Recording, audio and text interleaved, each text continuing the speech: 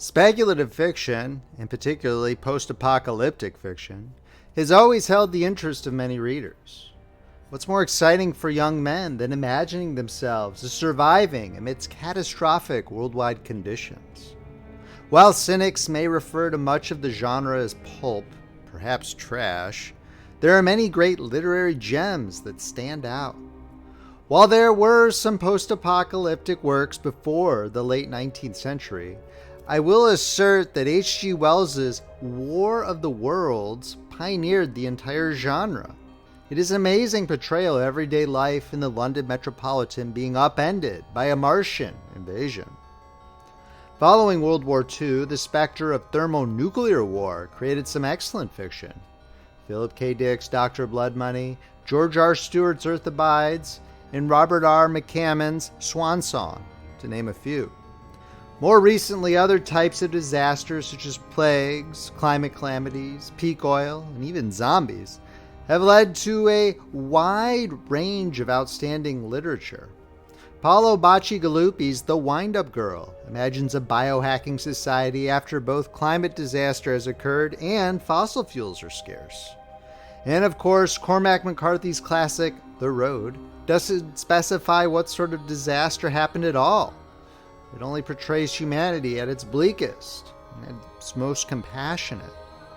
Let's take a look at 10 great quotes from 10 of these outstanding books. Like going on a vacation abroad to gain perspective on your hometown, seeing civilization at the end of the world can give us a clue on what our modern society is like. If you're enjoying this discussion on great books for young men, I encourage you to like, subscribe, and drop a comment below with your feedback. We're trying to encourage more young men to read, so please feel free to ask a question if you're confused by anything, or would just like to have your voice heard. There's no judgment here. I'll try to post the commentary on Substack as well, and the links will be in the description below. I hope that you'll enjoy the discussion. As always, there are spoilers, so please consider reading the book prior to perusing the analysis. Thanks for your time. Not to be confused with the terribly rated 2025 Ice Cube film, The War of the Worlds was first published in 1898 by H.G. Wells. A chilling tale of merciless Martians wreaking havoc on London and its surrounding suburbs. Written as an allegory for the more brutal aspects of colonization, it is considered one of the most influential books of all time in speculative fiction. No one would have believed in the last years of the 19th century that this world was being watched keenly and closely by intelligences greater than man's, and yet as mortal as his own. That as men busied themselves about their various concerns, they were scrutinized and studied, perhaps almost as narrowly as a man with a microscope might scrutinize the transient creatures that swarm and multiply in a drop of water. Legendary sci-fi author Philip K. Dick often included some sort of apocalyptic occurrence in many of his novels, including Do Androids Dream of Electric Sheep and Flow My Tears, the Policeman Said. But they weren't the crux of the plot. In Dr. Bloodmoney, a post-apocalyptic society in Marin County is the focus of the novel, and how its characters react in the harsh environment. Only death can get us out of this, and maybe not even death. Maybe it's too late. We'll carry this deterioration with us to the next life. Published in the late 1950s, Alas, Babylon is a novel about the particulars of survival after a devastating nuclear war between the Soviet Union and the United States. It takes place in a small Florida town. This novel was a forerunner to much of the post-apocalyptic fiction that critiqued the usage of nuclear weapons and mankind's unchecked belligerence. The white flashed back into a red ball in the southeast. They all knew what it was. It was Orlando, or McCoy Base, or both. It was the power supply for Temecula County. Thus the lights went out.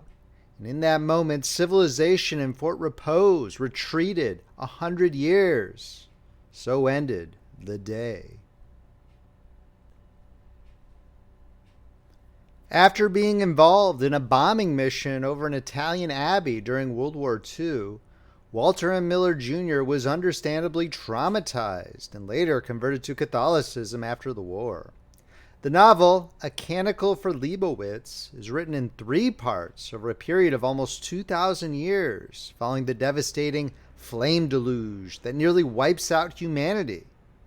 The monks of the Albertian Order of Leibowitz preserved the wisdom of the past throughout a new dark age, and eventually into a new technological age that may be doomed to the same sins as its predecessor, civilization. Francis began the actual illumination of the lambskin. The intricacies of scrollwork and the excruciating delicacy of the gold inlay work would, because of the brevity of his spare project time, make it a labor of many years. But in a dark sea of centuries wherein nothing seemed to flow, a lifetime was only brief eddy, even for the man who lived it. After a mysterious plague wipes out everyone, a man in Northern California struggles to carry on the torch of civilization. He meets another female survivor, and they start a family. Earth Abides adopts a post-diluvian biblical theme of replenishing the population of the earth in a more righteous manner. As for man, there is little reason to think that he can, in the long run, escape the fate of other creatures. And if there is a biological law of flux and reflux, his situation is now a highly perilous one.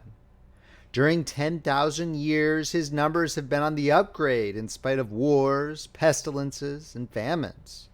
This increase in population has become more and more rapid. Biologically, man has for too long a time been rolling in uninterrupted run of sevens.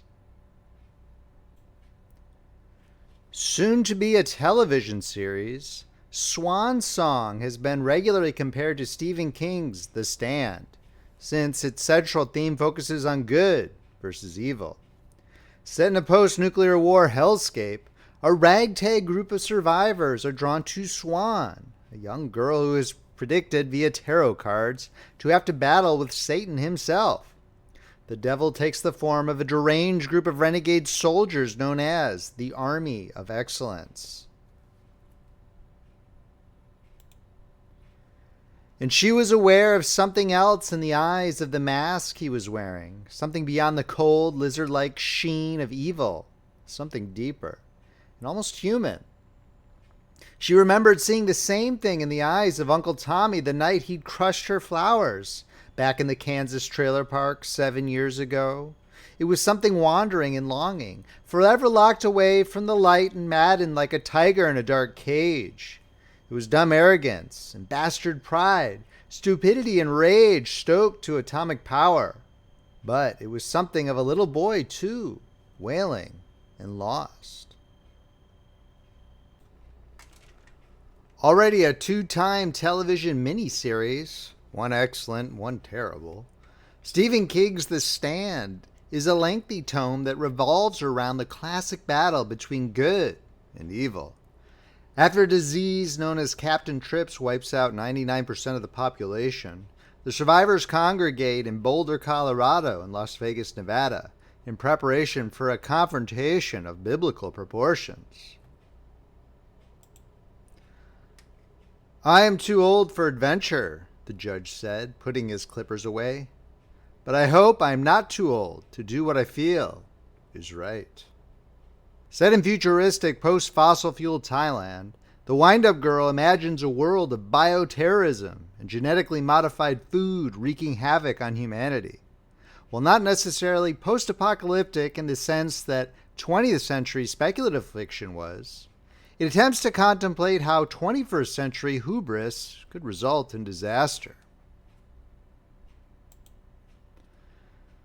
That is the nature of our beasts and plagues. They're not dumb machines to be driven about. They have their own needs and hungers, their own evolutionary demands. They must mutate and adapt, and so you'll never be done with me, When I am gone, what will you do then? We have released demons upon the world, and your walls are only as good as my intellect. Nature has become something new. It is ours now, truly. And if our creation devours us, how poetic will that be? Written in epistolary style by way of interviews with an agent of the United Nations, World War Z tells the classic zombie apocalypse story and how mankind overcomes it. The author, Max Brooks, is the son of legendary comedy director Mel Brooks, so there's plenty of good humor thrown into the mix.